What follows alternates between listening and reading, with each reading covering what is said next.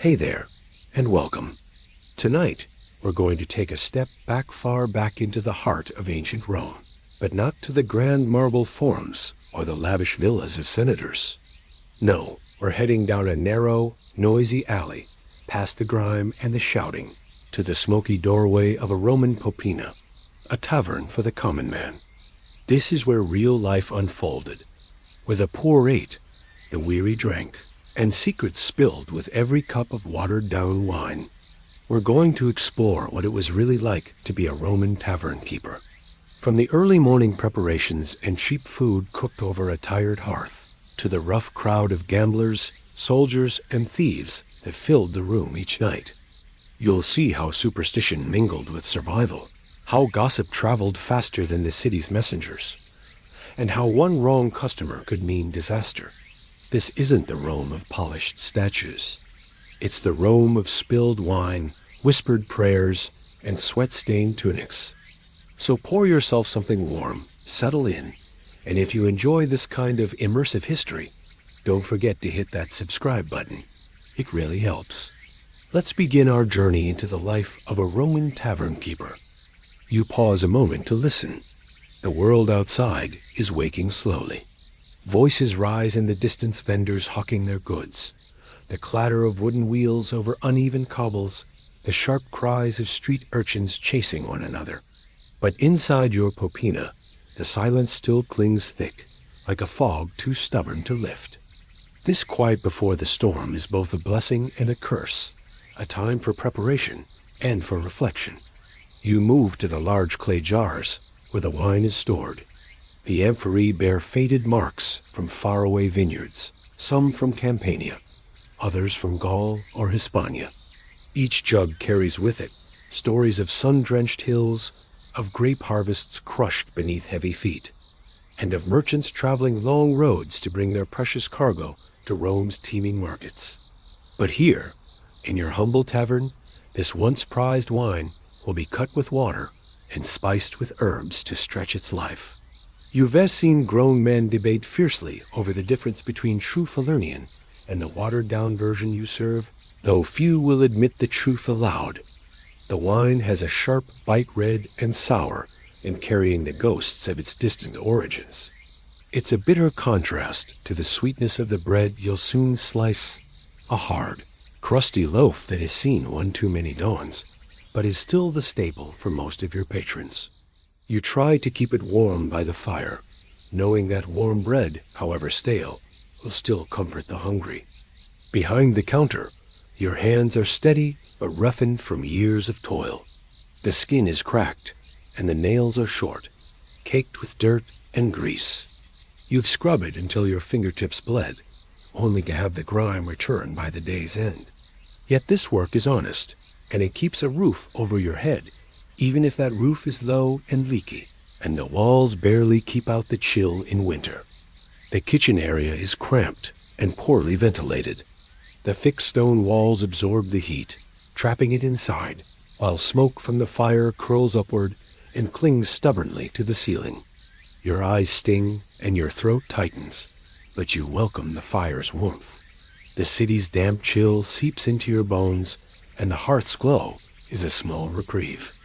You lift a heavy ladle from a steaming pot of lentil stew, its surface shimmering with a thin film of oil.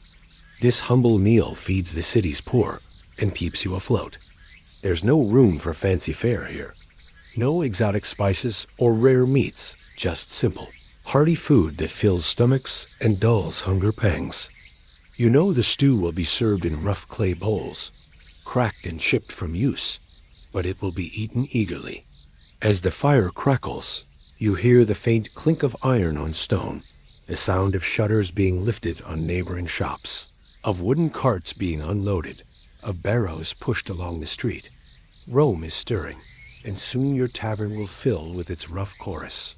The smells grow stronger. The sharp tang of brine from salted fish mingles with the earthy aroma of cooked beans and the pungent sharpness of onions frying in oil.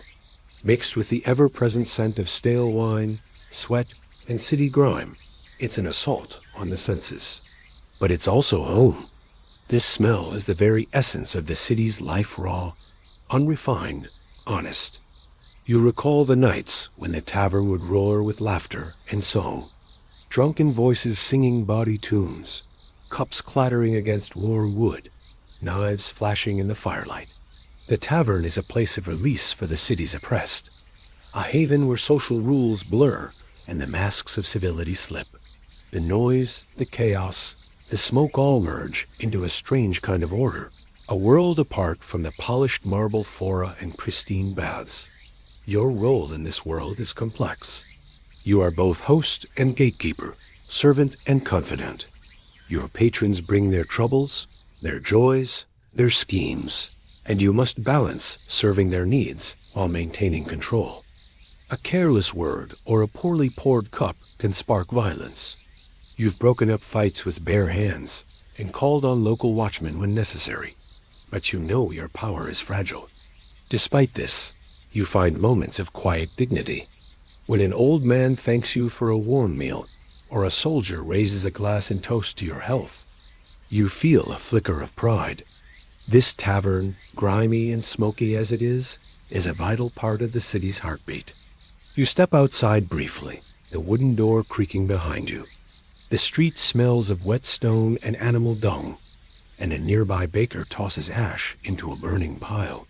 Children run past, laughing and shrieking, their clothes ragged and faces smudged with dirt. You watch a group of merchants argue over the price of fish, their voices rising in anger and frustration. This is Rome, the vibrant, messy, relentless city. Returning inside, you wipe your hands on your coarse tunic.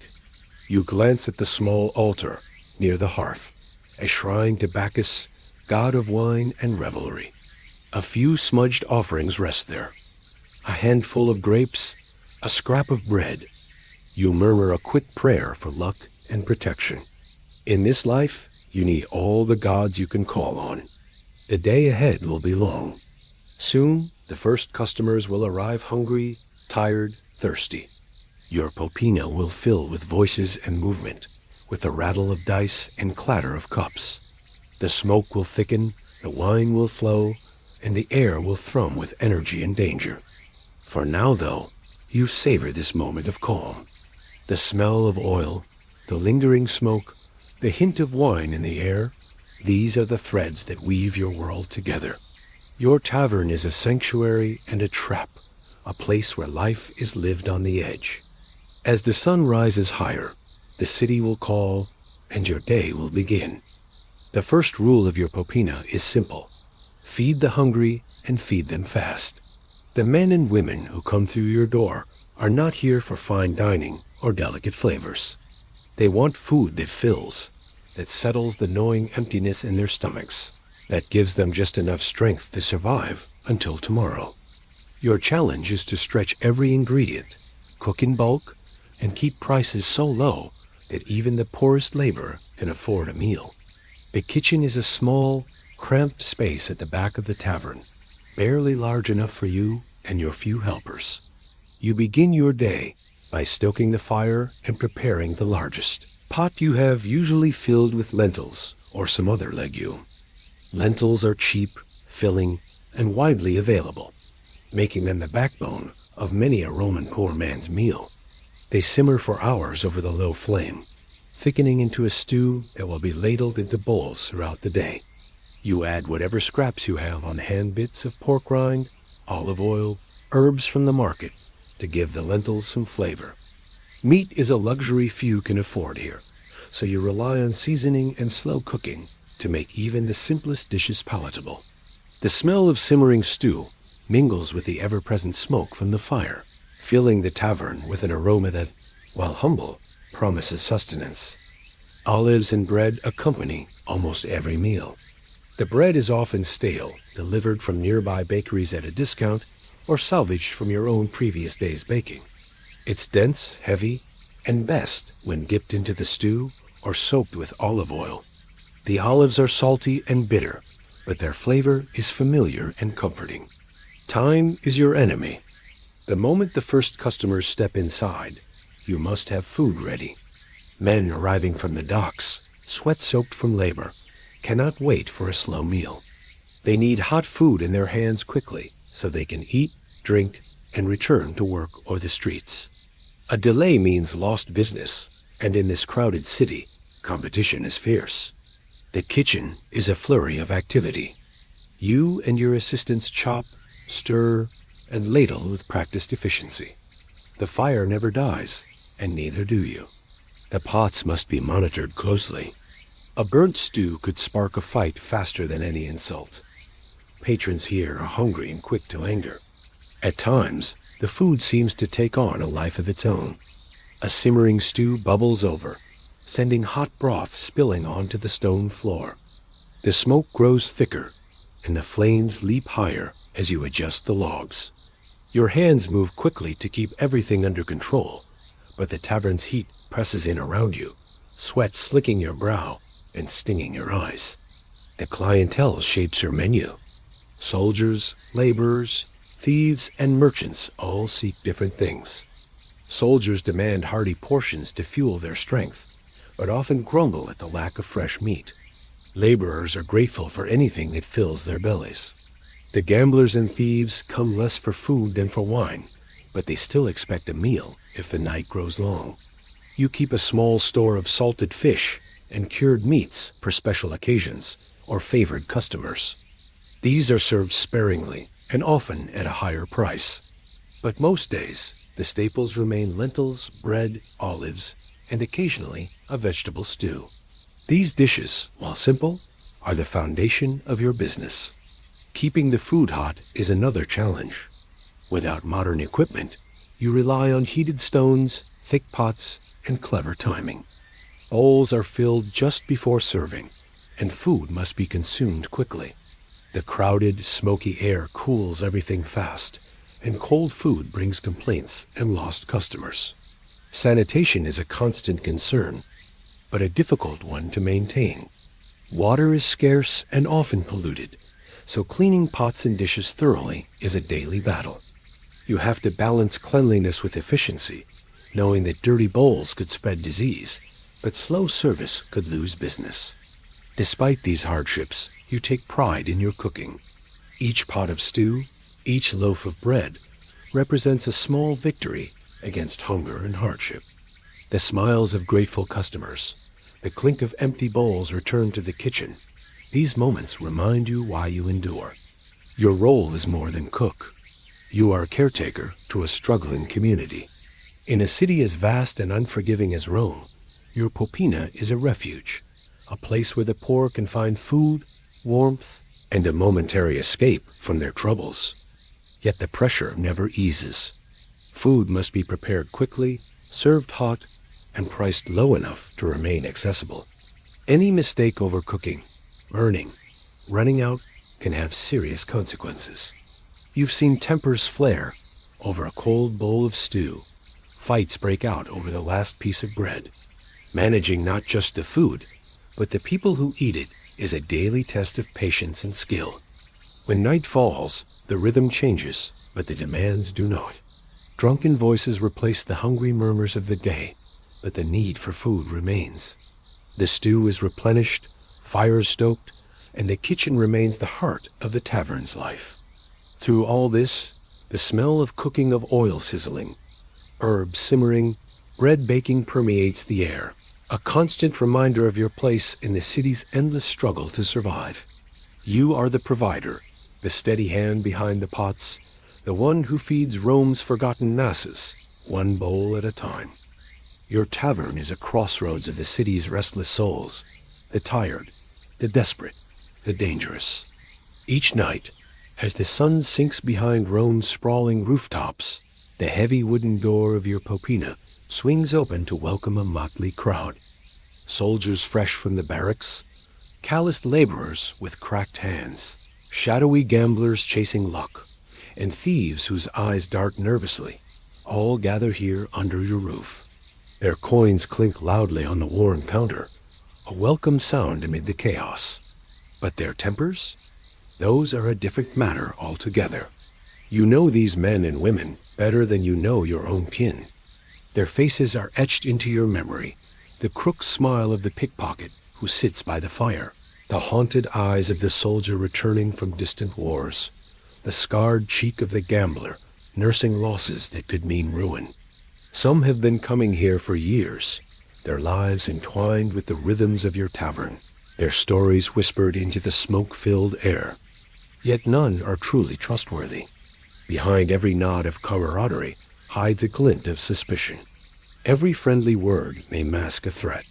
In this place, loyalty is as fleeting as the last drop of wine in a half-empty cup. Soldiers are often the most volatile. Their uniforms bring an air of authority, but beneath the armor lies exhaustion, pain, and frustration. They come seeking escape, their minds heavy with memories of battles and the faces of fallen comrades. The wine loosens their tongues, and sometimes their fists. You've seen a quarrel ignite over a spilled drink, a misheard insult, or the slightest challenge to honor. When a soldier's temper flares, it's best to intervene quickly or call for the city watch, though that often leads to more trouble. Laborers fill the benches, bodies worn from the city's relentless work. Their hands bear the grime of stone and soil, their backs hunched from carrying burdens no one else wants. They crave hearty food and cheap wine, and their conversations revolve around wages, harsh masters, and the city's endless struggles. Among them, grudges smolder beneath polite talk. A slightest provocation can turn a quiet argument into a brawl. Then there are the gamblers. They arrive with coins clinking and hearts pounding, chasing fortunes that always seem just out of reach.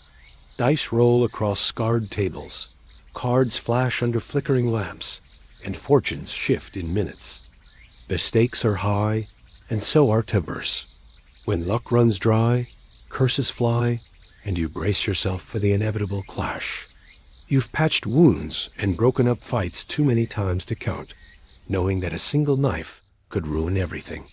Thieves and cutpurses lurk in the shadows, their eyes sharp and hands quicker. They trade secrets and stolen goods with nods and whispered words. Some are young, eager to prove themselves. Others are old hands, hardened by years on the streets. You tolerate their presence. It's good for business, but you never let your guard down. They are always watching, always waiting for the right moment to strike. Despite the dangers, these regulars form the lifeblood of your tavern. They bring steady income, filling your cups with silver and your tables with stories. You've learned to read their moods, to anticipate conflicts before they explode.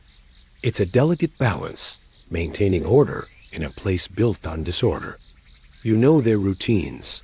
The soldier who orders the same wine every night, the laborer who arrives with the dawn, the gambler who stakes his last coin on a roll of the dice. You know their secrets, their fears, their grudges. Yet you keep them close, not out of friendship, but necessity. In a world as harsh as Rome's streets, trust is a luxury no one can afford. Occasionally, a newcomer arrives bright-eyed, hopeful, unaware of the tavern's unspoken rules. You watch them carefully, offering a warm meal but a cold warning. The city's underbelly is no place for innocence, and many who enter your doors unprepared leave broken or worse. Your role extends beyond serving food and drink. You are mediator, referee, sometimes even protector.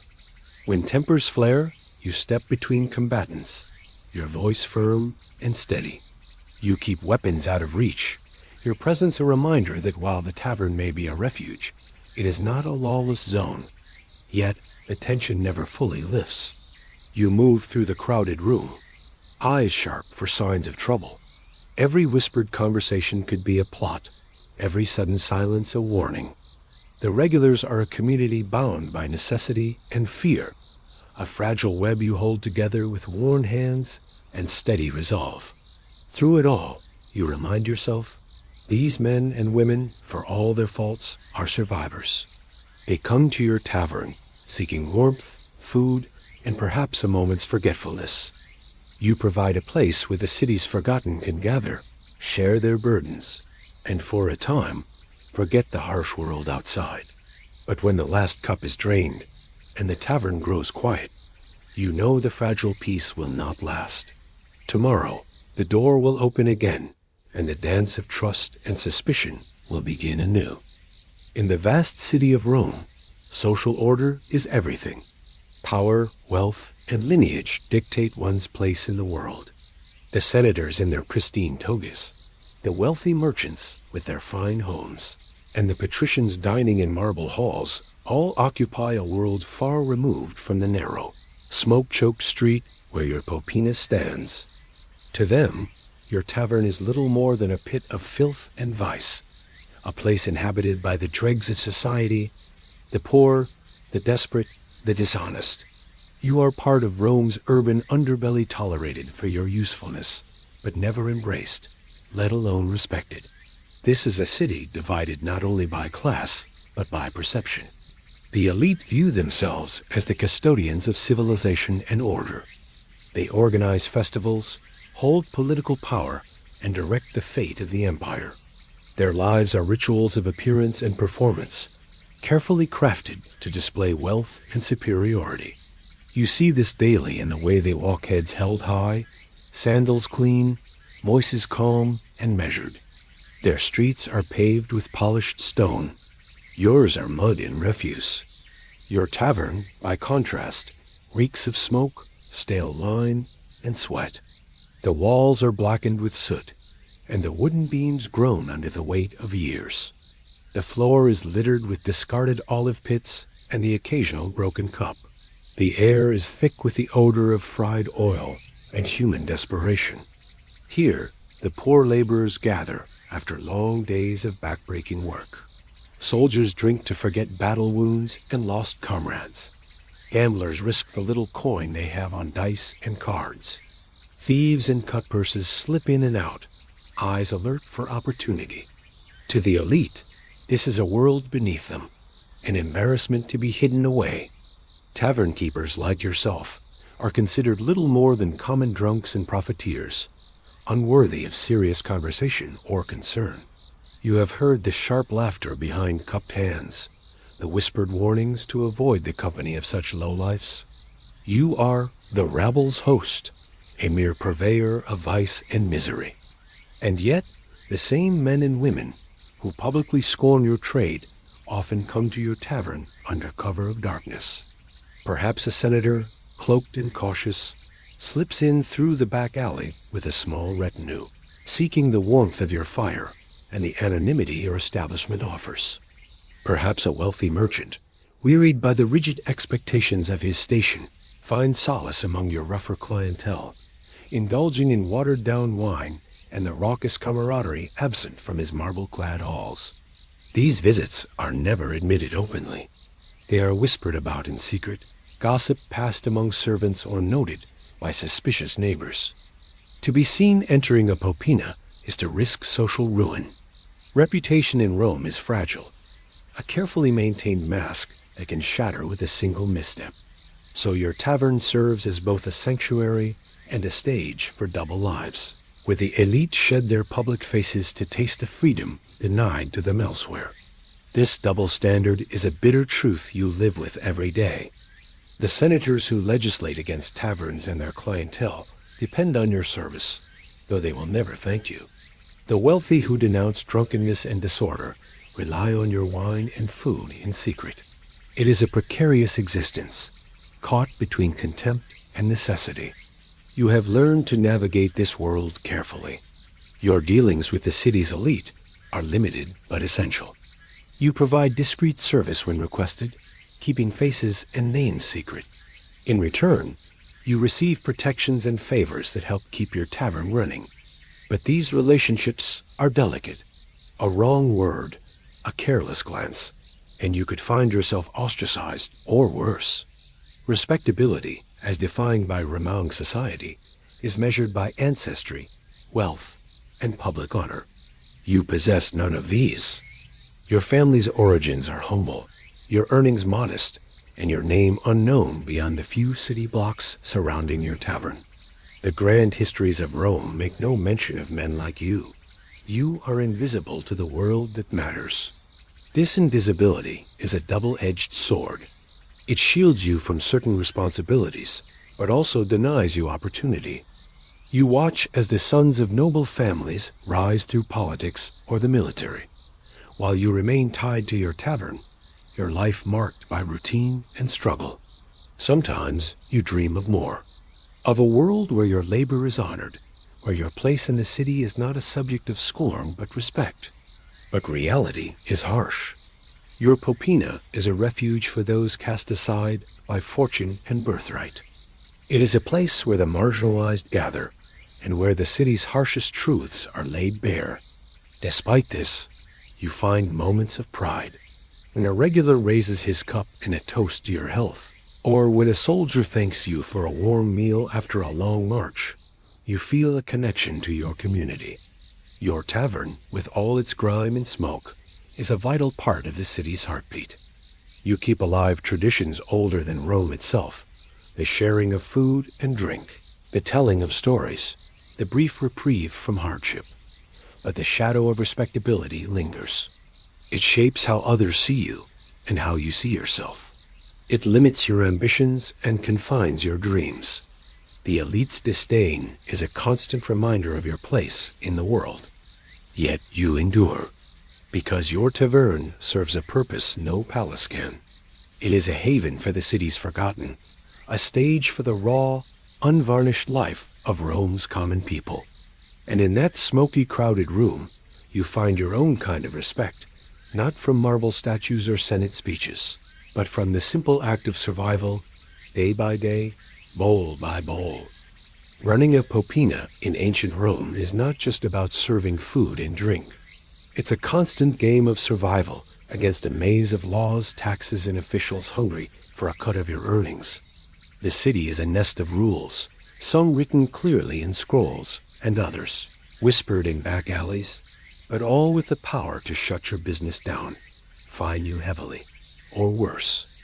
To keep your tavern alive, you learn to skirt the edges of the law, navigate the delicate politics of your neighborhood, and sometimes grease the palms of those meant to enforce order. From the moment dawn breaks and you unlock the heavy wooden door, you are already thinking about the risks. Rome's magistrates and inspectors patrol the streets looking for violations, whether it's unlicensed wine sales, unsanitary conditions, or unauthorized gatherings. These visits can be sudden and unpredictable, turning a busy evening into a nightmare of bribes, threats, and last-minute cleaning. Licensing laws are a tangled web, varying by neighborhood and shifting with political winds. Official permission to sell wine or food can be expensive and difficult to obtain, especially for a small tavern like yours. Many times, you operate without formal license, relying instead on informal arrangements or the protection of local patrons with influence. But this precarious setup means that any complaint a rival tavern owner, a disgruntled customer, or a moralizing official can bring swift consequences. When inspectors arrive, their eyes sweep over every corner of your establishment. They look for cracks in walls, signs of pests, unclean pots, or bottles of illicit spirits. Their presence makes the air heavy with tension. You and your helpers spring into action scrubbing floors, stashing forbidden goods out of sight and putting on a front of spotless order. Sometimes you manage to talk your way out of trouble with a mixture of charm and bribes. A handful of silver coins passed discreetly can turn a harsh inspection into a friendly warning. But bribing is a double-edged sword. It drains your already thin profits and creates dangerous dependencies. You never know when an official might demand more or decide to blackmail you. Keeping a network of allies among the city's lower magistrates and guards becomes as important as running the kitchen or serving drinks. You learn who can be trusted, who is greedy, and who is unpredictable. The laws themselves are often contradictory and inconsistently enforced. What one inspector overlooks, another might punish severely. Political changes in Rome ripple down to the streets, altering enforcement priorities overnight. A new magistrate with a moral crusade might target taverns, sending squads to shut down your kind of business under the guise of public morality or sanitation. In these moments, your livelihood hangs by a thread.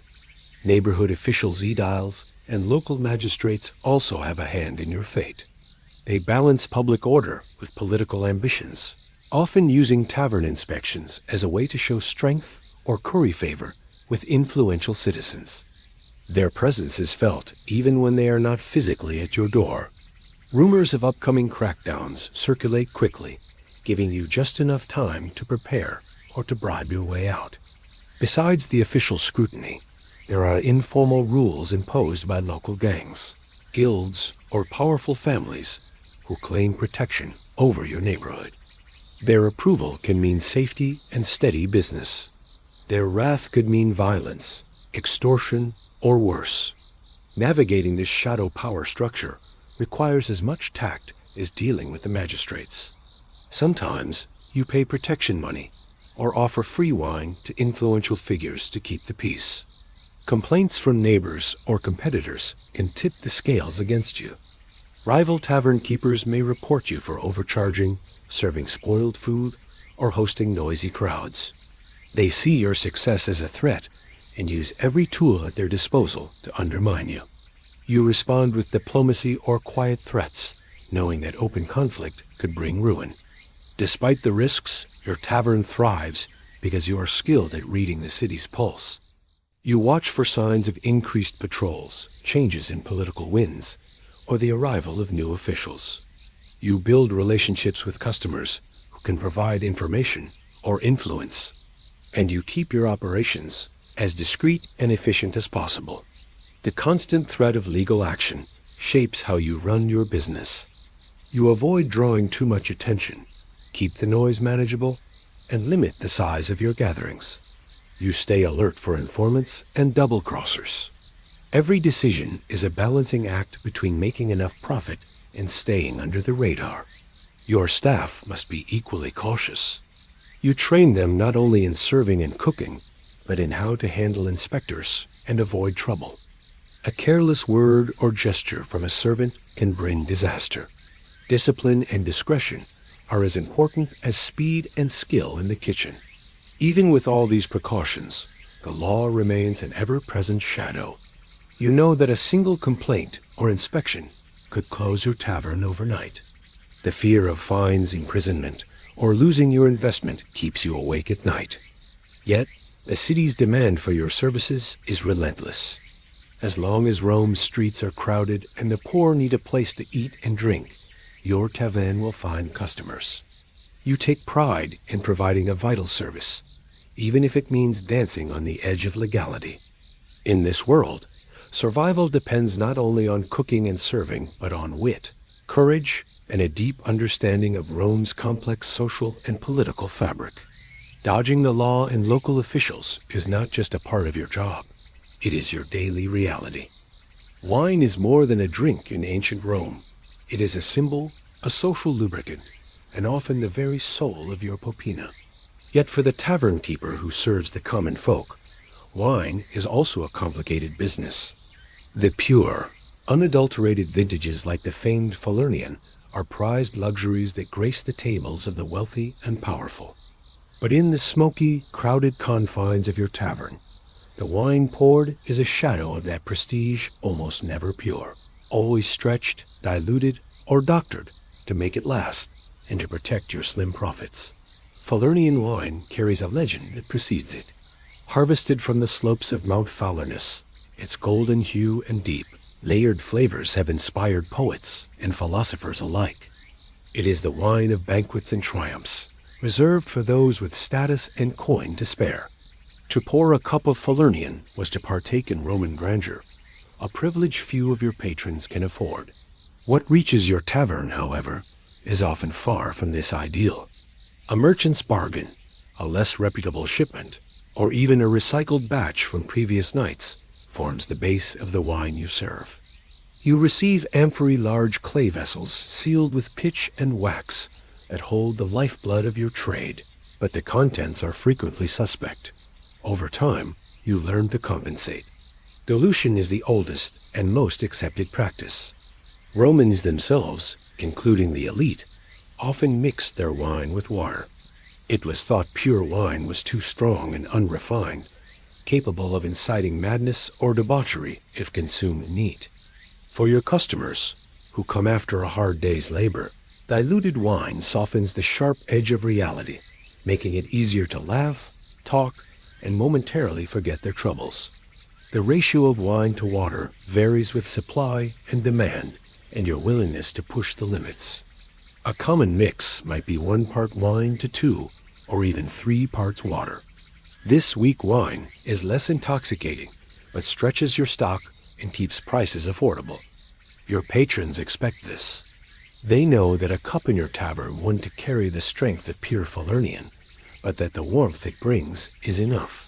Adding herbs and spices is another method to mask imperfections and add flavor. Bay leaves, pine resin, myrtle, and even rosemary are common additives, steeped into the wine to give it an aroma, or to disguise a sour or flat taste. These mixtures create a distinct taste that, over time, becomes associated with your tavern's character, a kind of smoky, herbal wine that is a far cry from the smooth elegance of vineyards, but is familiar and comforting nonetheless. However, the temptation to push these practices into dangerous territory is constant. When supplies are tight or demand surges, some tavern keepers add more than herbs and water. The ancient equivalent of cut-rate wine may contain vinegar to mimic the acidity, or even lead compounds to sweeten and brighten the color. Such adulteration was known, though officially condemned, yet few could resist the lure of increased profits despite the risks to health. You know well the dangers this entails. Lead poisoning is a silent killer, causing pain, delirium, and sometimes death. Yet for many customers, the need to drink and the scarcity of options outweigh health concerns. You walk a careful line trying to avoid the worst offenders, but also needing to keep your tavern profitable. Sometimes you must use questionable wine to avoid going dry, hoping your patrons don't notice or suffer too badly. Storage and preservation are additional challenges. Amphorae, once opened, are vulnerable to spoilage. Heat, humidity, and contamination can sour the wine quickly. You learn to rotate stock carefully, keeping the freshest amphorae on top and sealing open vessels with wax or cloth to slow oxidation. The bustling, smoky atmosphere of the tavern doesn't help dust and ash settle everywhere, threatening to contaminate your precious supply. Wine that has turned sour must be disguised or discarded. You've seen it blended with sweeter varieties or mixed with honey to mask unpleasant flavors. In some cases, it is boiled and spiced, turning into a primitive mulled wine to be served during colder months. Your patrons, though, aware of these compromises, rarely complain. For them, the wine's primary purpose is relief and camaraderie. It is the liquid thread weaving through their shared stories, arguments, laughter, and heartbreaks. Even diluted or flavored, the wine brings warmth to cold nights and dulls the ache of harsh days. The ritual of serving wine is almost sacred. You pour from the amphora into jugs or directly into ceramic cups, careful to measure and avoid waste. The sound of pouring, the sight of the dark red liquid flowing, the smell rising in the thick air hall combine to create a momentary escape. Your customers raise their cups in unison benevolence. May you fare well, a simple toast to health, fortune, or fleeting happiness. Despite the hardships, this is your art. You know how to blend herbs, balance flavors, and stretch your supply without turning customers away. Your reputation depends on it. A tavern known for undrinkable wine quickly loses business, and rumors travel fast. You cultivate an illusion of generosity and quality, even as every cup contains compromises. Economic pressures shape every decision. Wine is your largest expense, and fluctuations in price impact your margins drastically. When shipments from the vineyards are delayed or spoiled, you scramble to find alternatives: cheaper wines from far provinces, bulk orders from less reputable merchants, or even recycled dregs from previous nights. You negotiate fiercely with suppliers, trying to secure the best price without sacrificing too much quality. The political and social climate also affects your wine supply. During times of unrest, trade routes are disrupted, wine becomes scarce, and prices soar. Officials may impose taxes or restrictions, forcing you to adjust your practices. Black markets emerge, and illicit wines circulate. You are constantly vigilant, balancing legality and necessity. Through all this, wine remains the heart of your tavern. It is both a commodity and a cultural cornerstone. In the smoke and noise, amidst rough voices and laughter, your diluted flavored wine brings people together. It is a comfort, a tradition, and sometimes a lifeline. Wine that's never pure is a reflection of the city itself, complex, compromised, yet vibrant and enduring. It tells a story of survival, ingenuity, and the human need for connection, even in the harshest conditions. And in your hands, it is a powerful tool, one that keeps your tavern alive and your patrons returning night after night. As the sun sinks behind the distant hills and the lamps flicker to life, your popina undergoes a transformation. The smoky, bustling eatery of the day, filled with the clatter of pots and the murmur of conversation, becomes something altogether wilder. Night descends like a curtain, and with it comes a rawness, a dangerous energy that electrifies the air. The tavern becomes a stage for the city's rougher edges, the drunken, the desperate, the violent. Nighttime brawls erupt with alarming regularity, turning your carefully maintained establishment into a battlefield of flying fists, sharp knives, and broken furniture. This is the price of running a tavern where the city's low-list gathers soldiers with bruised tempers, laborers exhausted from back-breaking work, gamblers nursing losses, and men too poor or too desperate to sleep at home.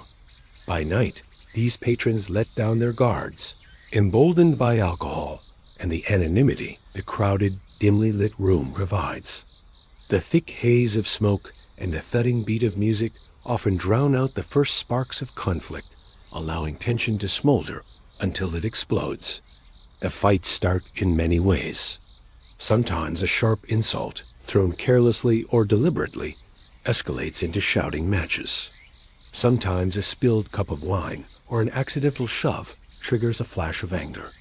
Often, they begin with the clash of dice or cards, where accusations of cheating lead to raised voices and clenched fists. The noise swells, drinks are knocked over, and tables become battlegrounds. You have learned to read the signs, the tightening jaws, the flashing eyes, the sudden silence before the storm. When the first punches fly, your heart races, and your mind races faster. You must act quickly to prevent disaster or to contain the chaos once it's loose. But even with your best efforts, these fights often spiral beyond control. The physical toll on your tavern is brutal. Chairs splinter under the weight of angry bodies. Tables overturn, sending cups and plates crashing to the floor. Wooden beams groan under the pounding of feet and fists. Walls bear the scars of countless scuffle scratches from knives, marks from thrown bottles, even bloodstains that refuse to wash away completely. The floor becomes slick with spilled wine, sweat, and sometimes worse. The air fills with shouts, curses, and the clash of metal. Knives are a constant threat. Though carrying weapons is officially forbidden, many patrons conceal small blades for protection or intimidation. When a fight breaks out, these knives flash in the dim light, adding a deadly edge to the violence. You have seen men sliced across the face, arms slashed open, and once, a fight ended with a fatal stab. Such incidents bring a chilling silence and hurried calls for medics or the local guards, if anyone dares to summon them. You and your helpers become experts in damage control. When a fight erupts, you try to separate combatants, shouting for calm, or throwing water on heated faces. Sometimes you must physically intervene, pulling apart angry men or blocking blows. It is dangerous work. One misstep could bring a fist to your face or a blade too close. Your authority is respected but fragile, contingent on your ability to maintain order. The aftermath of brawls is a grim routine. Before the first light of dawn, You sweep the broken glass and splinters, mop the blood and spilled wine, and repair what you can. Chairs are lashed back together with rope, tables patched or replaced as funds allow. The scars remain a testament to the tavern's rough life and the rawness of the city itself. Yet, despite the violence, your Popina is a place of refuge. For all its dangers, it offers companionship and a release valve for pent-up frustrations. The fights, brutal as they are part of the social fabric. They establish hierarchies, settle disputes, and sometimes even foster grudging respect among rivals. You know that without this outlet, the city's tensions might explode elsewhere in the streets, or worse. Your tavern serves as a pressure cooker, containing the city's unrest within its smoky walls. Over time, you develop unwritten rules and rituals around the brawls. Certain patrons are known peacemakers, stepping between fighters to calm tempers.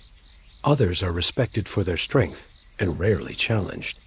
You learn which fights to break up and which to let run their course, knowing when intervention can prevent bloodshed and when it only fans the flames. Insurance against damage is minimal, and every broken chair or table is a financial hit. You budget for repairs as part of your operating costs, and sometimes save money by repurposing scraps or scavenging from other taverns. Your carpenters and helpers become skilled in quick fixes, mending splintered wood with surprising speed. The toll on your staff is also significant. Serving drinks in a tavern prone to brawls is risky. Waiters must be quick on their feet, alert to danger, and ready to retreat at a moment's notice. Injuries are common bruises, cuts, even broken bones. Despite the hazards, your staff remain loyal, bonded by shared hardship and the pride of keeping the tavern running. As dawn approaches, the tavern quiets, the last patrons stumbling out into the streets. Exhausted, you begin the slow, painstaking process of restoring order. The air still thick with smoke and tension. You prepare for another day, knowing the cycle will begin again with nightfall. In this constant dance between revelry and violence, your Popina lives and breathes a place of chaos and community, danger and survival. In the heart of every Roman Popina burns a relentless flame, the kitchen hearth. It is the soul of the tavern, a source of warmth, food, and life that never rests.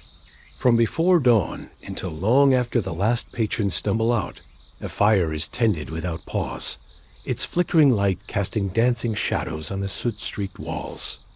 It fuels your daily work and binds the space together, yet it is also a constant danger, a reminder that the very source of your livelihood could, with one careless spark, turn your entire tavern to ashes. The hearth is no mere cooking appliance. It is a demanding, unpredictable force.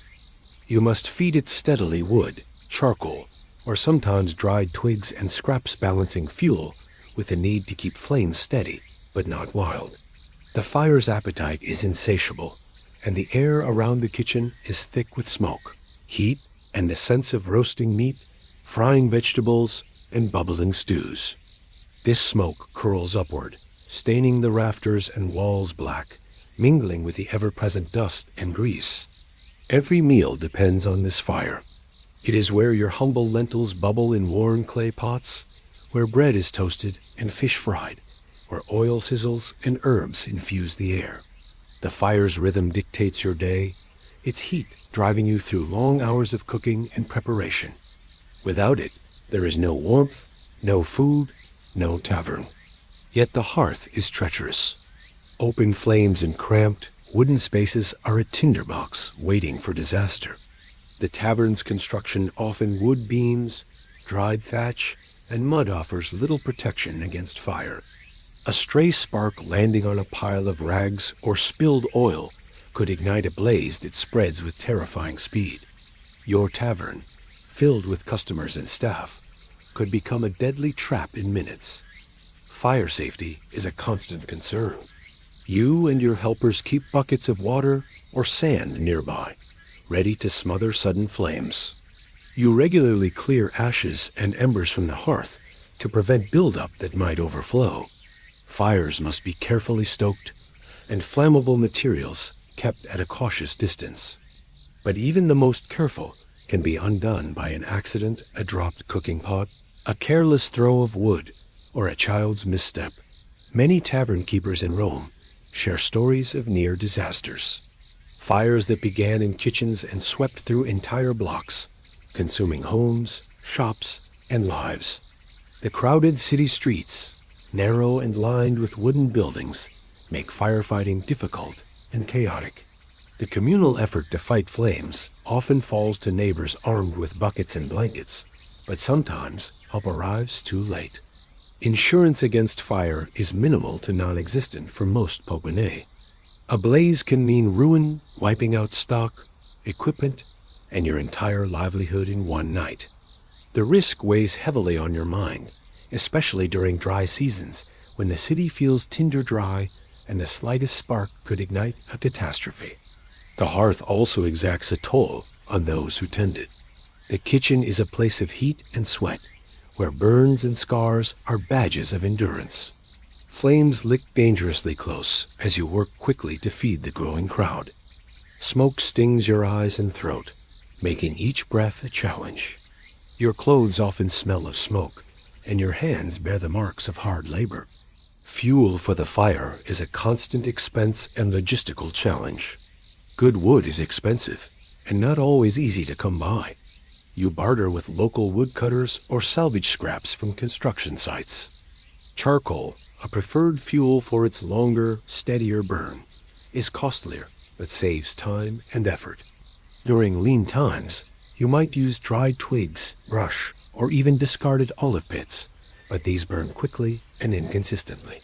Managing the fire is a skill learned through years of experience. You know how to coax the flames with just the right amount of air. And fuel, how to keep the heat even for different dishes, and how to revive embers without choking the fire. This expertise is passed down from cook to cook, a vital trade secret in a world without modern stoves or temperature controls. The kitchen fire is also a social hub. Around the hearth, your staff gather during lulls, exchanging stories, jokes, and gossip. The warmth offers brief respite from the cold, a rare comfort in a life often marked by hardship. Even customers sometimes approach the hearth for a moment of warmth, especially in winter, their faces illuminated by its glow. Yet the fire demands respect. You warn your helpers never to leave the hearth unattended, to be mindful of oil spills, and to watch for sparks. Accidents are punished not just for their damage, but because they threaten everyone. The fire can be both a giver of life and a merciless destroyer. On market days or special occasions, when crowds swell and cooking intensifies, the fire roars with renewed vigor. Pots and pans clang, flames flare higher, and the kitchen becomes a blur of motion. You must coordinate carefully, juggling multiple dishes and fuel demands, ensuring no fire goes out and no pan overheats. At night, after the last customer leaves, the hearth is allowed to die down slowly. You and your helpers bank the embers carefully, piling ashes and covering coals with sand or ash to preserve warmth for the morning. The smell of smoke lingers in every corner, a constant reminder of the fire that keeps your tavern alive. Despite the risks, the hearth is central to your identity as a tavern keeper. It represents your skill, your endurance, and the heart of your business. It is a living, breathing presence in your daily life, sometimes comforting, sometimes dangerous, always essential. The kitchen fire never dies, just as your determination to keep the tavern burning, bright feeding, warming, and sheltering the people who depend on you. Behind the smoke and clamor of your Popina's kitchen lies a quieter, more sacred space, a small, often overlooked corner where the everyday meets the divine. This is where you keep your hidden shrine, a simple altar dedicated to the gods who watch over your work and your livelihood.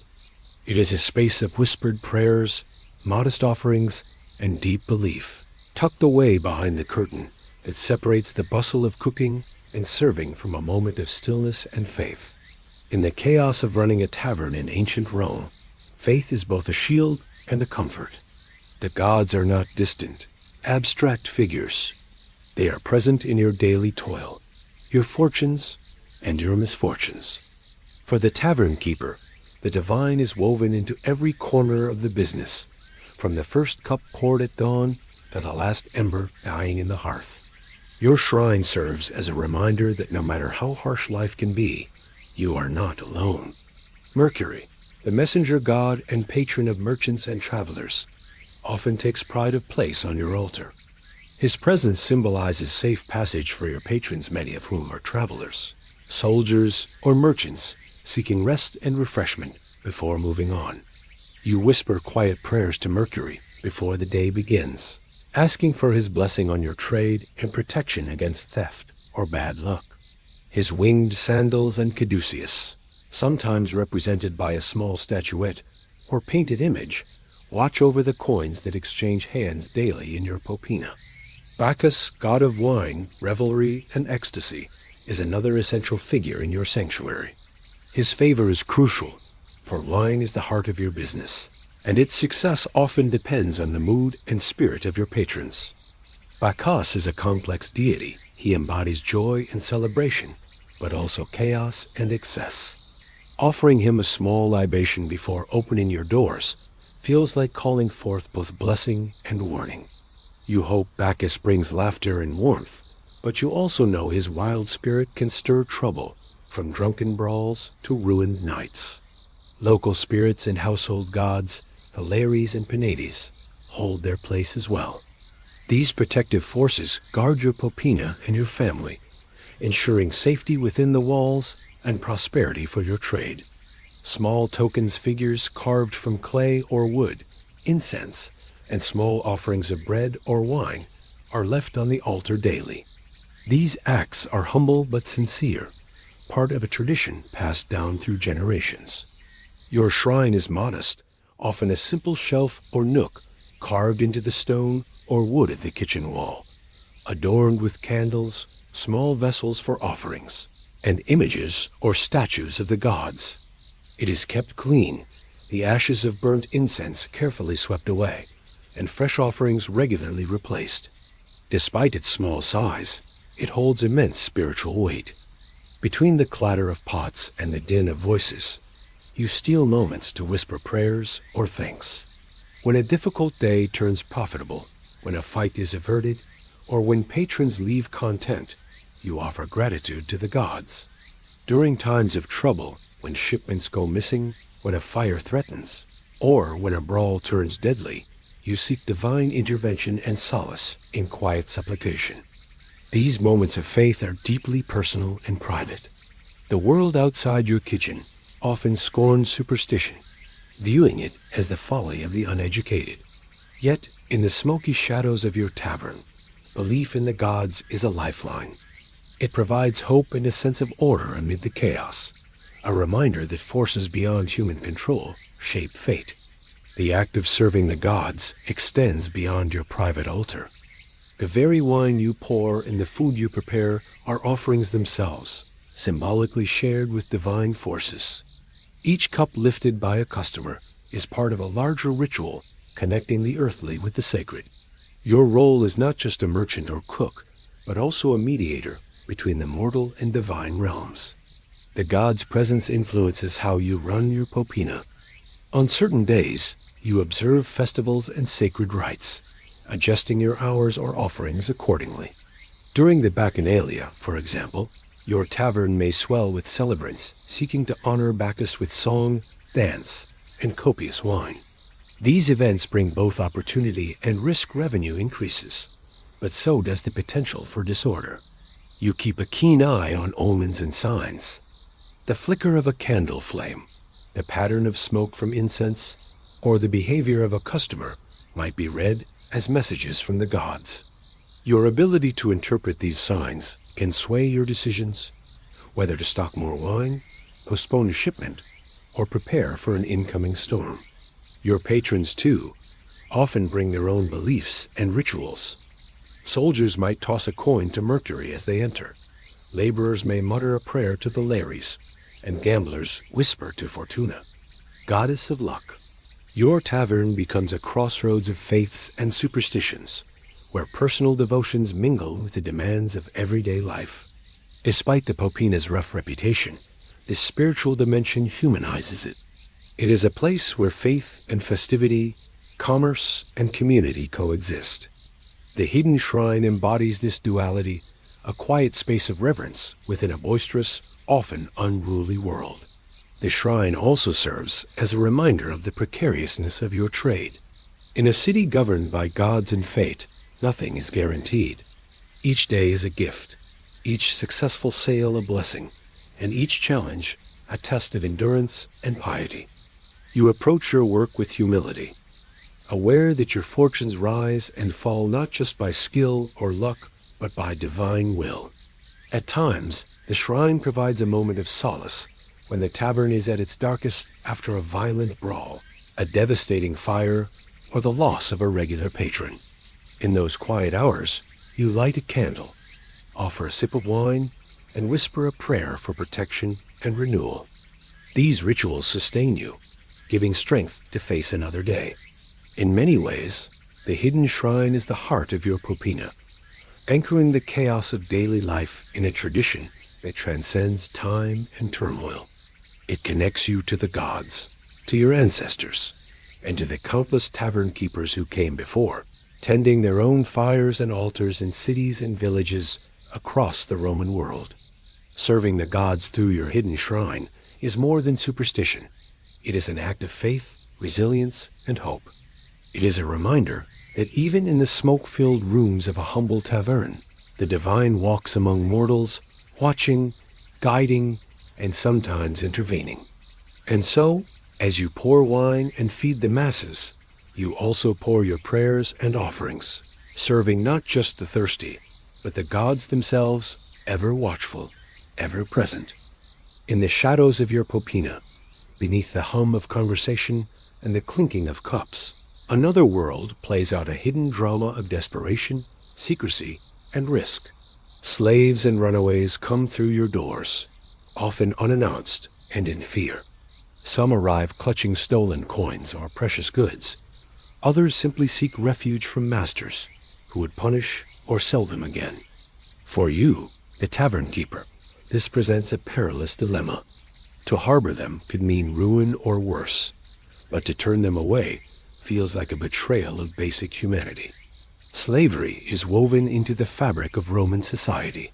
The streets, markets, and homes are filled with slaves, men and women bound not just by chains, but by a system that views them as property.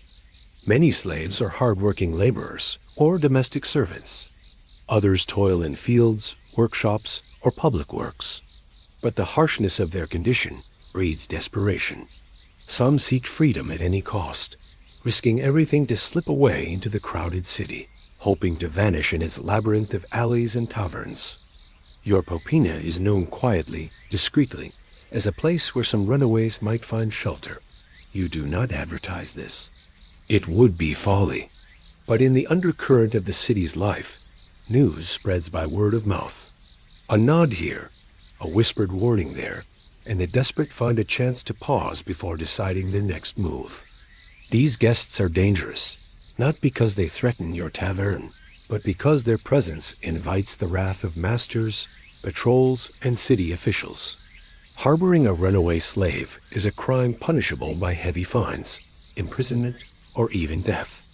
The legal consequences are severe, and the risk extends to your family, your business, and your very life.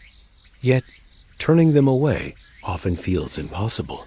Many of these men and women arrive with no place else to go, hungry, injured, or broken by their ordeals. Your own humanity wrestles with the harsh realities of your trade and survival. A quiet glance, a half-offered meal, a discreet hiding place, small acts of kindness that could mean everything to someone fleeing chains. Some slaves bring stolen coin or goods, items taken in desperate acts of survival or rebellion.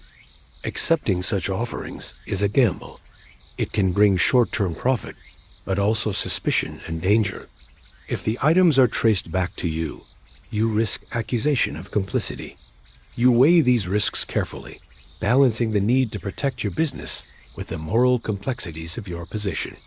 The presence of runaways also invites tension among your regular patrons. Soldiers, merchants, and local laborers often have little sympathy for slaves or fugitives. Fear of trouble, theft, or violence can stir resentment or hostility. You manage these dynamics cautiously, striving to keep your tavern a place of business and refuge without inviting open conflict. You learn to recognize the signs of a runaway: the furtive glance, the nervous movements, the reluctance to speak loudly or meet eyes. You offer safe corners behind barrels or under tables where they can rest unseen. Sometimes you provide work dishwashing, cleaning, carrying supplies, allowing them to earn small coins or meals while keeping them out of sight. Trust is a fragile currency. You never know if a runaway might betray your kindness or if a patron might tip off the authorities. Discretion is essential. Your staff is trained to be silent, to understand the risks and act accordingly. The smallest slip could unravel everything. Runaways often share stories, whispered tales of cruelty, hope, and dreams of freedom. These stories haunt you. They humanize a world often reduced to transactions and power struggles. You see their fear, their resilience, and their desperate yearning for dignity. Some runaways remain long enough to build connections, becoming part of the Popina's shadow community. They offer information, help with work, or simply companionship. Others move on quickly, ever wary of discovery, disappearing into the maze of Rome's streets. The arrival of a runaway can also bring danger from other quarters. Slave catchers, ruthless and relentless, roam the city seeking to capture fugitives. They are armed, often violent, and unafraid to intimidate tavern keepers suspected of sheltering runaways. You may face threats, bribes, or worse. Defying them means risking everything. Compliance often feels like complicity in cruelty. Sometimes you must make hard choices. When danger looms too large, you may be forced to turn away those who seek refuge, a decision that weighs heavily on your conscience. The tavern becomes a place of moral complexity, where survival and compassion are constantly at odds. Your relationship with slaves and runaways is shaped by the broader social order.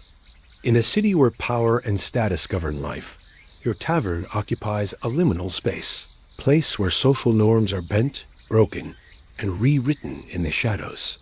It is a fragile balance, one maintained by courage, discretion, and sometimes quiet rebellion. Through it all, you remain a witness to the hidden lives of the enslaved. Their stories, their struggles, and their fleeting moments of freedom leave an imprint on your soul. They remind you of the human cost behind the coins exchanged and the wine poured. In your popina, amidst the smoke and noise, the hidden struggles of slaves and runaways unfold silent dramas of hope, fear, and survival. You navigate these treacherous waters with care, holding on to the belief that even in the darkest places, acts of kindness and courage endure. And so, you continue to serve, not just the wine and food of Rome's underbelly, but the fragile hopes of those who dare to seek freedom behind your tavern's worn doors. In the cramped, bustling heart of your popina, life is a continuous blur of noise, smells, and motion. But just above the din of clattering cups, raucous laughter, and occasional brawls lies the small sanctuary where your family sleeps, eats, and dreams. Your home is not separate from your tavern. It is fused to it, one space stacked above the other, divided by nothing more than a thin wooden floor. Here, your family lives with the constant pulse of the business beneath their feet, a fragile blend of domesticity and commerce, where the boundaries between work and life blur into a single, relentless rhythm. Your children, if you are fortunate enough to have them sleep in narrow rooms, their beds often arranged side by side on worn straw mattresses. You hear their breathing as you work late into the night, the creaks of their small bodies shifting, the occasional cough or murmur echoing faintly through the wooden planks. Their dreams unfold just above the smoky haze of your kitchen, a poignant reminder of the delicate balance you strive to maintain. Your spouse, often your closest ally in the daily grind, works alongside you. They chop vegetables, tend the fire, wash dishes, and keep the ledgers. Together, you shoulder the enormous burden of running the popina, managing the guests, and keeping the hearth alive. Your partnership is forged in shared exhaustion, and the knowledge that every coin earned feeds mouth both in the tavern and upstairs. The thin wooden floor offers little in the way of soundproofing. Every shout, every crash of overturned stools, every clink of glass resonates upward, filling the rooms with the tavern's chaotic soundtrack. Your family has grown accustomed to this constant backdrop, learning to sleep through the raucous late-night patrons and the occasional brawl. Still, the noise can be a source of tension, especially for children, whose young ears are sensitive and whose nerves may fray under the stress. Privacy is a luxury rarely afforded. The close quarters mean there is little room for solitude or quiet reflection. Meals, conversations, and rest happen in quick pockets between the demands of the tavern below. You often find yourself listening for signs from above a child's cough, a whispered call, or the soft footsteps of your spouse moving through the night to gauge the well-being of those you love. The walls, worn by years of smoke and moisture, bear the marks of a life lived hard and fast. Cracks run along wooden beams, soot stains the corners, and the smell of damp wood mingles with the lingering sense of cooking oil and wine.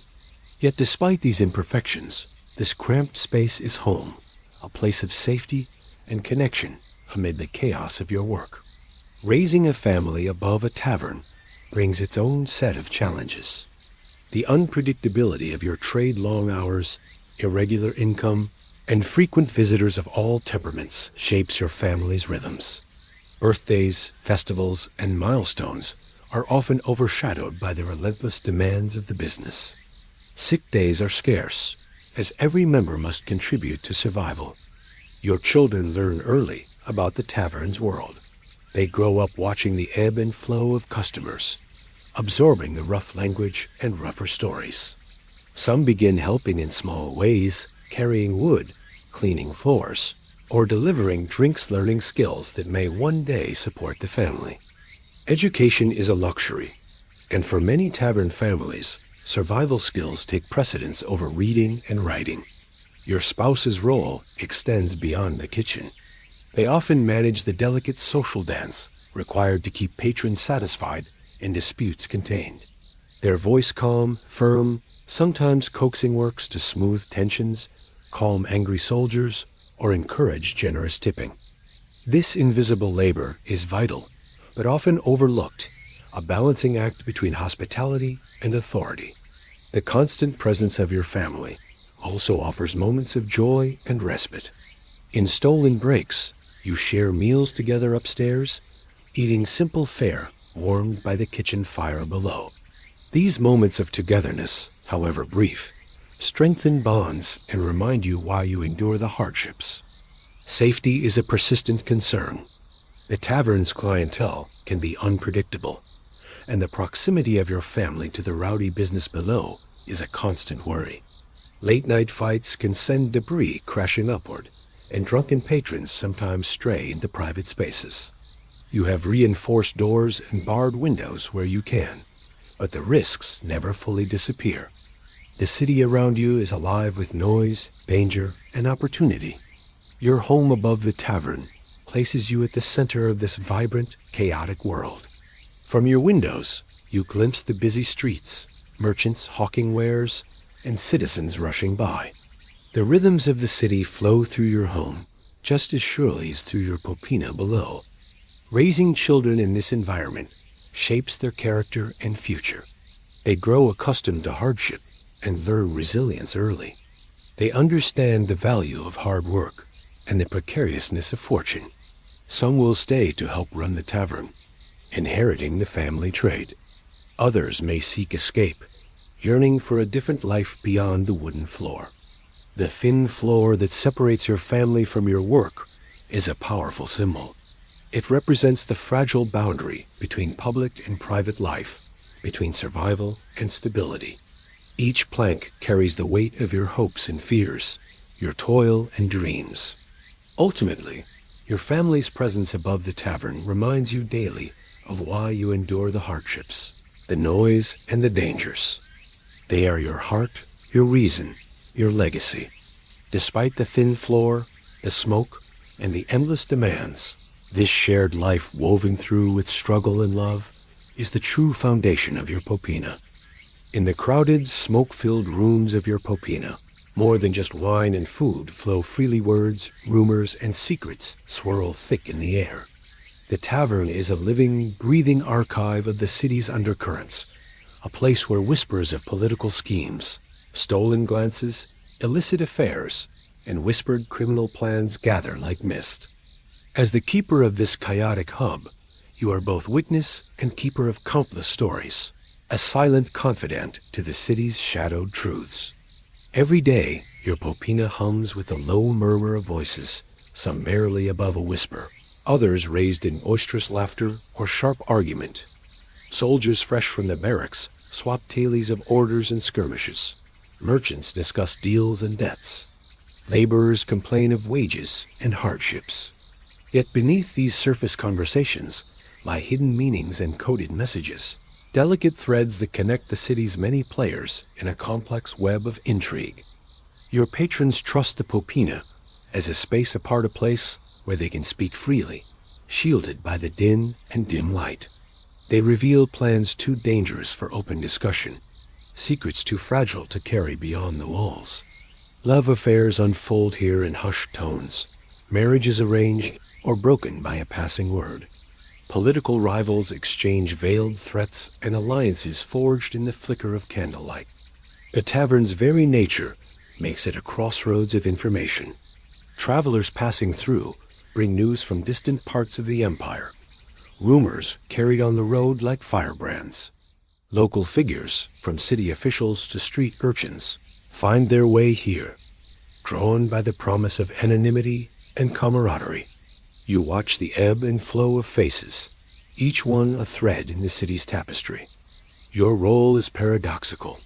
You are both an observer and a guardian of these secrets. Discretion is paramount. Gossip overheard must be handled with care. Revealing too much risks angering powerful figures or placing your tavern under suspicion. Yet withholding critical information might endanger lives or your own standing in the community. The delicate balance between curiosity and caution governs your daily life. You learn to read not just words, but gestures, glances, and silences. A fleeting look between two men might signal a covert pact. A sudden hush can warn of unwelcome ears. Understanding these nuances is as vital as managing the fire or counting coins. Political schemes are a common theme. In a city ruled by powerful magistrates and wealthy elites, ambitions run high and loyalties shift quickly. Your tavern becomes a stage for whispered plots to unseat officials, rumors of bribes, or debates over imperial decrees.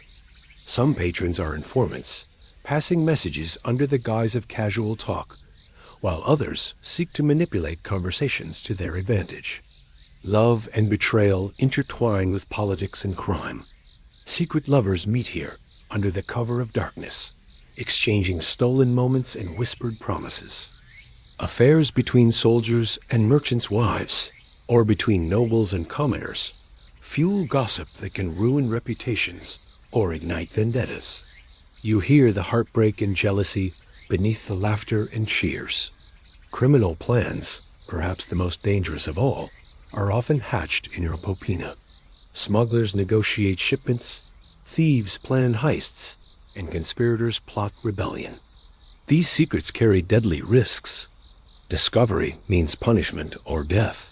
Your knowledge, gained from years of listening, puts you in a precarious position. You must decide when to intervene, when to stay silent, and when to protect your own interests. At times, your tavern becomes an informal court of justice. Disputes aired in your presence are judged by the rough code of the streets.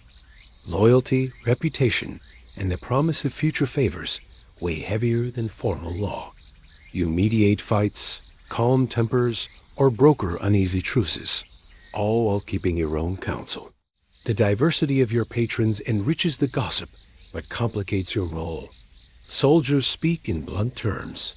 Merchants cloak their words in business jargon. Slaves and freedmen share rumors from the margins. You become fluent in the city's many dialects and codes, a master of nuance.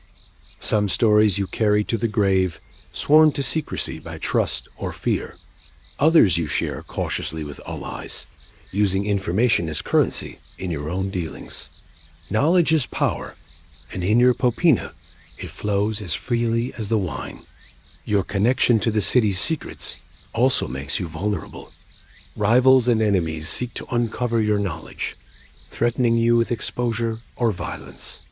You build networks of informants and allies, keeping one step ahead of danger. Your survival depends on careful navigation of the tavern's social currents. Yet despite the risks, the flow of gossip and secrets gives your popina life and significance. It is more than a place to eat and drink. It is a hub of connection, a place where the city's pulse can be felt and its future glimpsed. The stories told here shape the destiny of the streets outside. In quiet moments, you reflect on the burden and privilege of your role. Holding the city's secrets is a weighty responsibility, one that requires wisdom, discretion, and courage. The tavern is your stage, your battlefield, and your home. And so, in the smoky haze of your popina, the whispers never cease. They swirl around you tales of love and power, crime and courage, hope and despair. You listen, you remember, and you keep silent guarding the fragile web of secrets that binds the city together. The arrival of a new cohort in the city is always an event, one that stirs a mix of anticipation, apprehension, and calculation in the mind of a tavern keeper. Soldiers bring coin, appetites, and a sense of order, but they also carry potential peril. Their presence transforms the atmosphere of your popina, shifting the rhythm of business and sharpening the edge of every interaction. As they march through your doors, you serve them wine and meat, yet watch their eyes and hands carefully, aware that Roman soldiers can be both your staunchest protectors and your most dangerous foes. Roman soldiers are formidable figures, disciplined, trained, and often battle-hardened. They come in ranks, clad in segmented armor, their helmets gleaming under the flicker of torchlight, sandals thick with dust from distant roads. Their arrival commands attention. The regulars pause their chatter, the noise dims slightly, and all eyes turn toward these men of the empire. For many, the soldiers represent the reach and power of Rome, a living symbol of law and order. For the tavern keeper, they are a double-edged sword. On one hand, soldiers bring much-needed revenue. Their wages, paid by the state, ensure a steady flow of coin, often more reliable than that of local laborers or merchants. They eat heartily, drink heavily, and expect service with efficiency and respect. Catering to their needs can mean a profitable week, a surge in business that sustains you through quieter times. Your preparations for their arrival begin well in advance. The kitchen is stocked with extra supplies: meat, bread, oil, and wine. You ensure the hearth burns bright and the floors are swept clean. The air inside your popina fills with the scent of roasting pork and fresh herbs, a welcome to those who have traveled far. Your staff is briefed on the importance of attentive service and caution. Soldiers can be generous, but also quick to anger. Yet serving soldiers demands vigilance. Their presence brings a tension that ripples through the tavern. The strict discipline they embody can quickly fracture under the influence of wine and wariness. Moments of camaraderie can turn into brawls. Playful banter can escalate to violence. You watch their eyes, noting shifts from jovial to suspicious, hands that rest uneasily on hilts or mugs. The line between hospitality and hazard is thin. Many soldiers carry wounds, both visible and hidden. Their bodies bear the scars of campaigns in distant provinces, Britannia, Germania, or the deserts of the East. Their eyes may hold stories of hardship and loss, tales never spoken aloud, but understood in a glance. You sense a quiet camaraderie among them, a bond forged in shared trials that sets them apart from civilians. They bring news from the frontiers, stories of battles, victories, and defeats. These accounts fill your tavern with excitement and fear, fueling the imaginations of your patrons. Soldiers become storytellers, their voices rising above the din as they recount skirmishes, the cruelty of enemies, or the vastness of the empire. You listen carefully, aware that their words carry weight, shaping opinions and stirring emotions.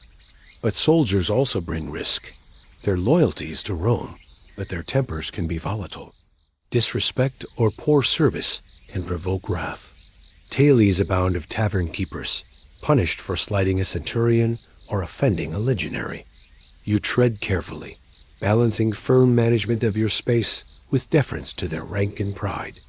At night, when the wine flows freely, the popina transforms.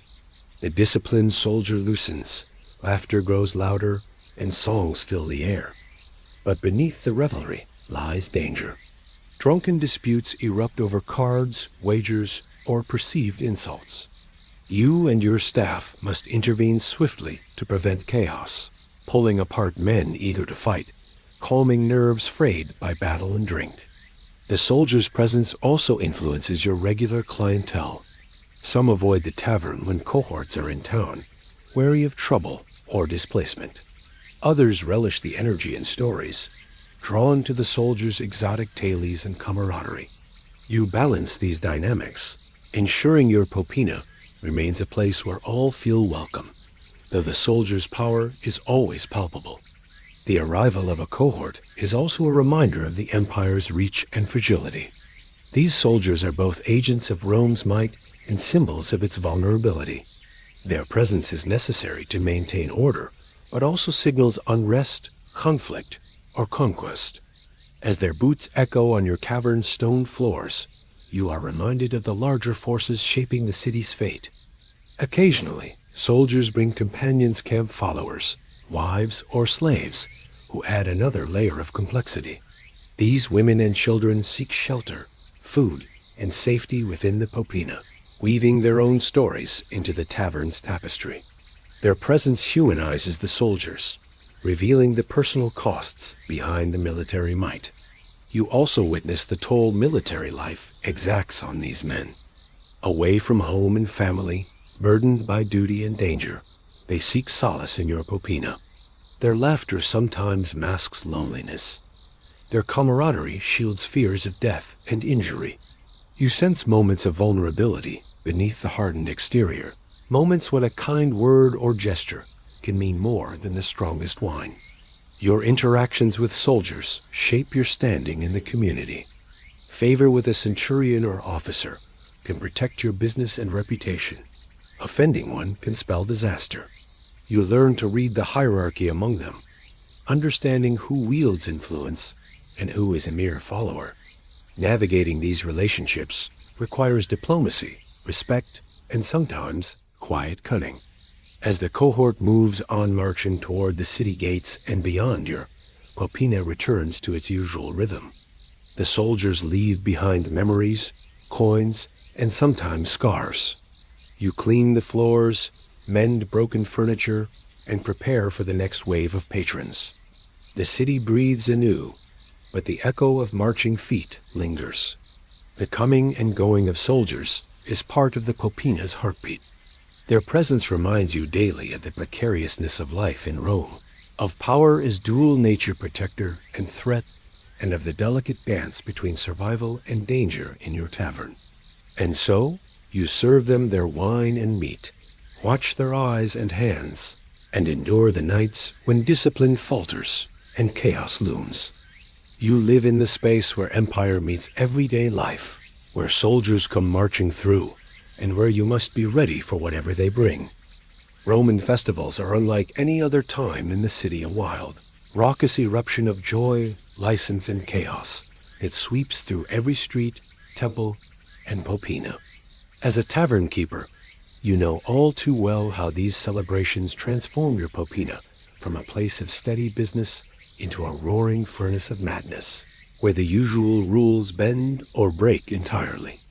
During Saturnalia, Bacchanalia, and other sacred days, free men act like slaves, societal hierarchies invert, and the wine flows faster than you can pour, turning your establishment into a tempest of indulgence and disorder. Saturnalia, the grand festival honoring the god Saturn, is perhaps the most infamous of these occasions. It unfolds each December with a frenetic spirit of reversal and revelry that upends daily life. For days, normal routines dissolve as masters serve their slaves, gifts are exchanged, and public banquets flood the city with free food and drink. Your popina becomes a key stage for these reversals, a place where social order loosens its grip, and every patron embraces the intoxicating freedom to speak, drink, and act without the usual constraints. The atmosphere during Saturnalia is electric. From dawn until the early morning hours, the tavern fills beyond capacity. The air thickens with smoke, sweat, and the sharp tongue of spilled wine. Laughter and shouting compete with the clatter of cups and the stomp of feet on stone floors. Your hearth blazes with fires stoked to keep pace with the unending flow of food and drink, while your staff rushes tirelessly to keep bowls filled with lentils, bread, salted fish, and sausages hot and ready. Amid the chaos, you watch as patrons shed their inhibitions. Stoic soldiers loosen their disciplined postures. Merchants cast aside their cautious facades, and laborers revel with a ferocity that seems both joyous and desperate. It is a time when social hierarchies seem to dissolve. The wealthy and powerful mingle with the poor and disenfranchised in a cacophony of celebration. Masks and costumes add a surreal touch, with some guests donning animal skins or mock crowns, parodying the city's elite or playing out ancient myths. Yet beneath the veneer of merriment lies danger. The unrestrained revelry often sparks fights fierce, unpredictable bursts of violence that erupt as easily as laughter. The wine flows too freely, dulling judgment and fueling tempers. Broken furniture, bloodied faces, and shattered amphorae bear witness to the storm of human passions unleashed. Your role as tavern keeper becomes one of constant vigilance, balancing hospitality with control, eager to keep the peace but aware that chaos is never far away. Bacchanalia, the secretive and often scandalous festival dedicated to Bacchus, the god of wine and ecstasy, brings its own flavor of madness.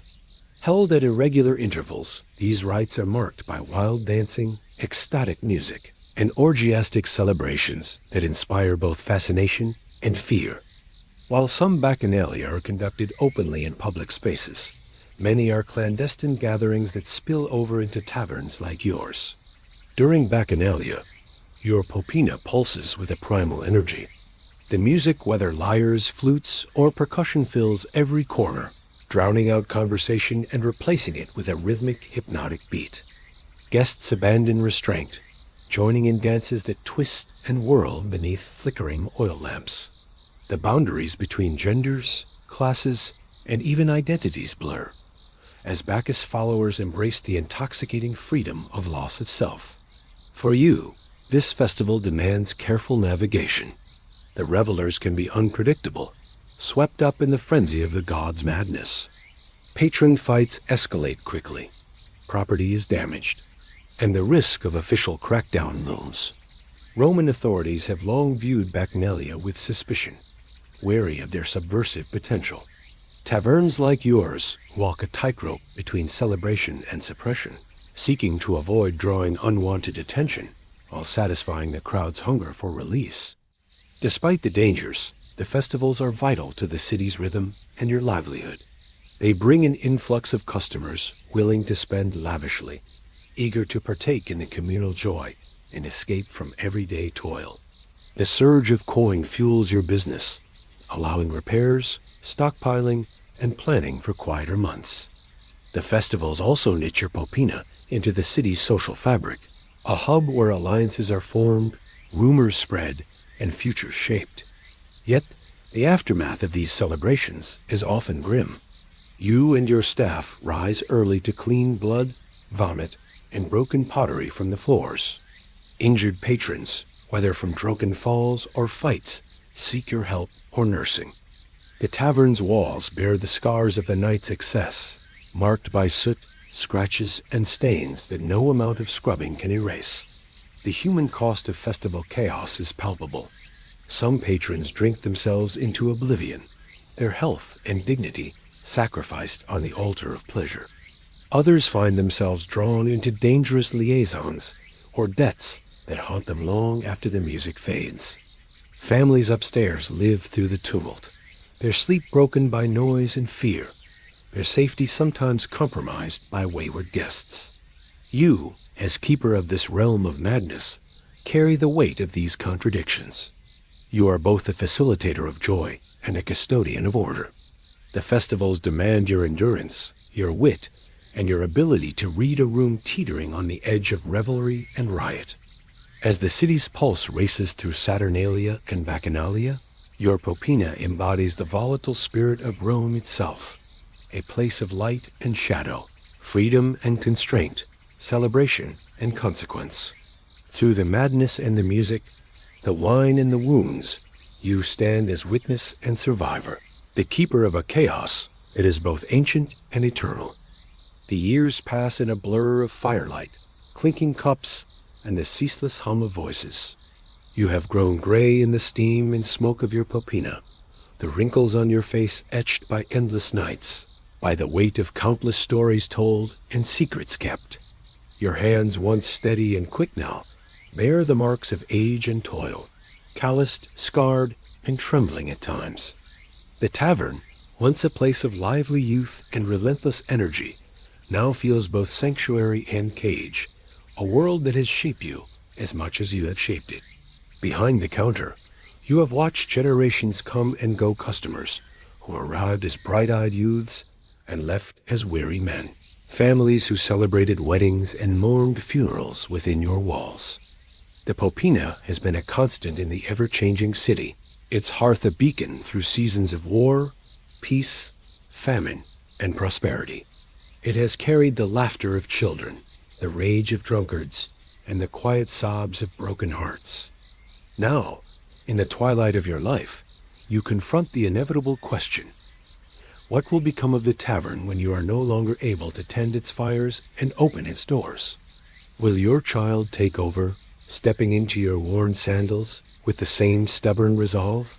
Or will the popina die with you, a fading echo of a world slipping away? The answer is uncertain, fraught with hopes and fears. You have tried to teach your family the rhythms of this life, the art of serving, the dance of diplomacy, the delicate balance of power and hospitality. Your child has learned to carry the heavy amphorae, to memorize the favorite drinks of regulars, to read the moods that signal brewing trouble. Yet you know the burden is heavy, the life relentless. The popina is no mere business. It is a living entity, intertwined with the fate of those who call it home. It demands constant attention, sacrifices, and resilience. Nights are long, filled with noise and conflict. Days are short, crowded with chores and worries. It requires a heart as strong as the fires that warm its hearth, a heart willing to bear the weight of countless souls passing through. As age slows your step, the demands grow sharper.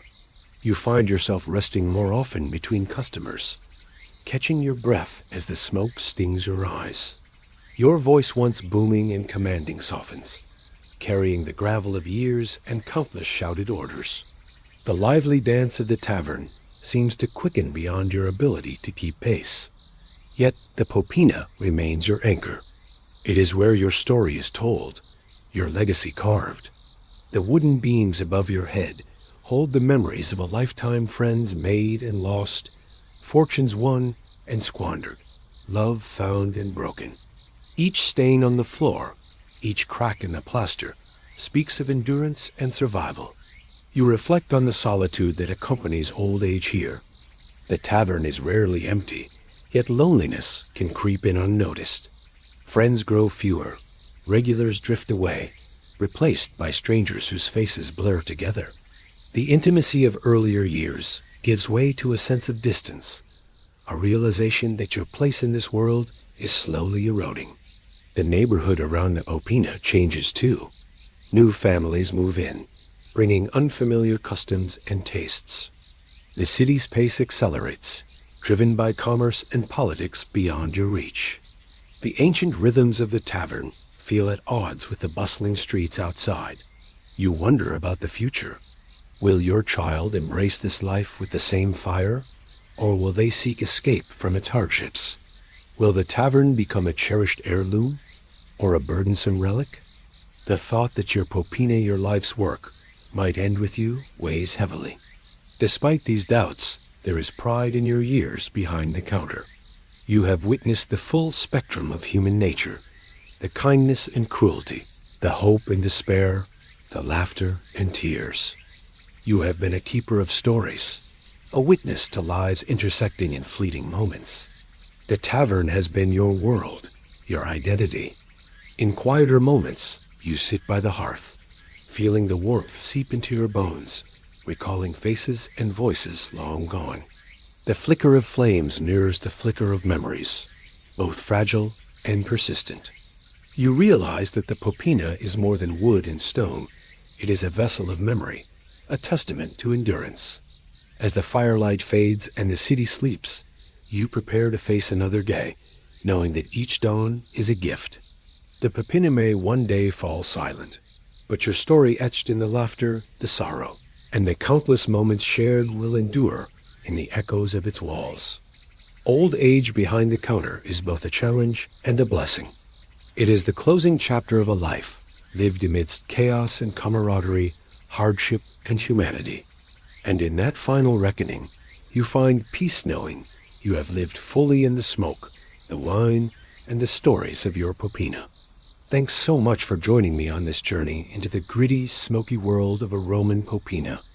We've explored the harsh realities behind the wine-stained counters, the chaos of festivals, the tricky dance with soldiers, the endless brawls, and the quiet moments that hold a lifetime of stories. Being a tavern keeper in ancient Rome wasn't just a job. It was a way of life, full of struggle, survival, and resilience. If you found this dive into history fascinating, don't forget to hit that subscribe button and ring the notification bell so you never miss an episode of our deep historical explorations. Drop a comment below and let me know what part of the Roman tavern life surprised you the most, or if there is another era or topic you want to uncover next. Your support helps keep this channel alive and thriving, bringing the past back to life one story at a time. Thanks again for watching, and until next time, take care and keep exploring history's hidden corners.